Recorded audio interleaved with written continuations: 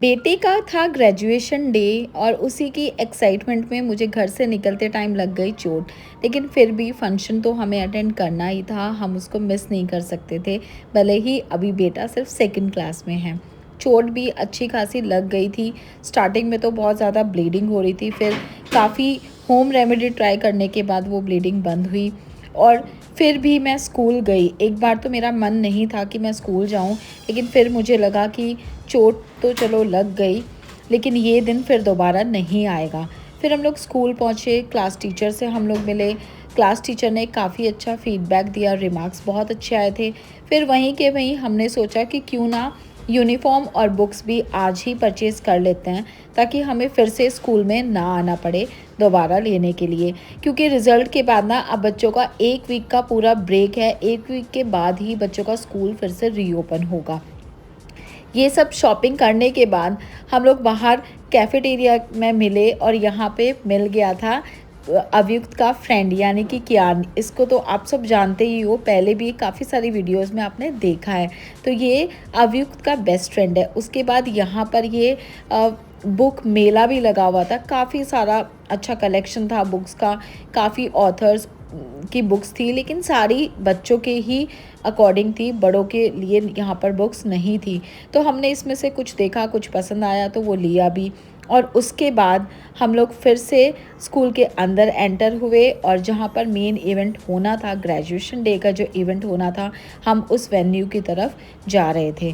तो यहाँ पे ऑलरेडी काफ़ी ज़्यादा पेरेंट्स आके बैठ चुके थे, तो हमें फ्रंट की रो में तो सीट नहीं मिली, जबकि मुझे लगा था कि शायद हम जल्दी जा रहे हैं तो फ्रंट की रो खाली होगी। बट अनफॉर्चुनेटली, लेकिन जो भी था, यहाँ से बहुत अच्छा व्यू आ रहा था। सब कुछ स्टेज पर जो सामने हो रहा था वो ईज़िली विजिबल था। फिर एक-एक करके इन्होंने क्लास वाइज़ ना सारे बच्चों को लाइन में लगाया और जैसे-जैसे बच्चों के सेक्शंस थे, उनके रोल नंबर थे, उसी के अकॉर्डिंग एक-एक करके बच्चे का नाम अनाउंस होता जा रहा था। और जो सामने इन्होंने स्क्रीन लगाई हुई थी, उसी स्क्रीन के ऊपर बच्चे की पिक्चर प्लस नाम और जो भी टाइटल उन्होंने बच्चे को दिया हुआ था, वो सब वहाँ पर लिखा हुआ था।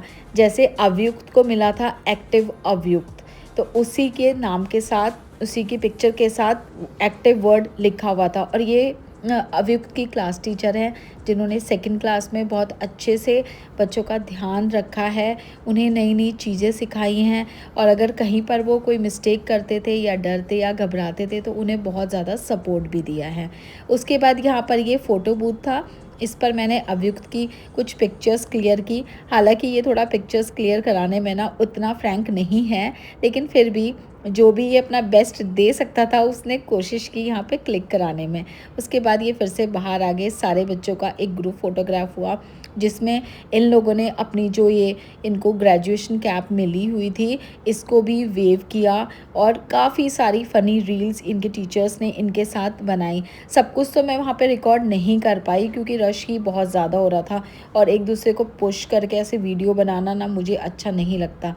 तो इन सारे बच्चों ने इस तरह से अपनी कैप को ना ऊपर हवा में वेव किया, खूब ज़्यादा चीयर कर रहे थे।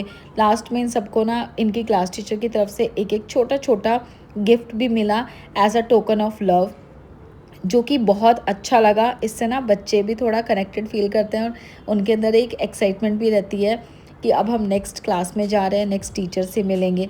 तो ये यहाँ पर स्कूल में ही एक एरिया है, उसका व्यू ऊपर से देखने में बहुत अच्छा लग रहा था, तो मैंने इसकी भी वीडियो बना ली।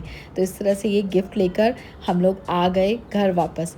चोट मुझे अच्छी खासी लग गई थी, तो उसके चलते ना मैं कुछ भी काम नहीं कर पा रही हूँ।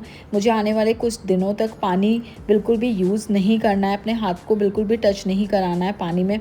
तो आज तो मैगी से ही हमने काम चलाया। मिलती हूँ नेक्स्ट व्लॉग में।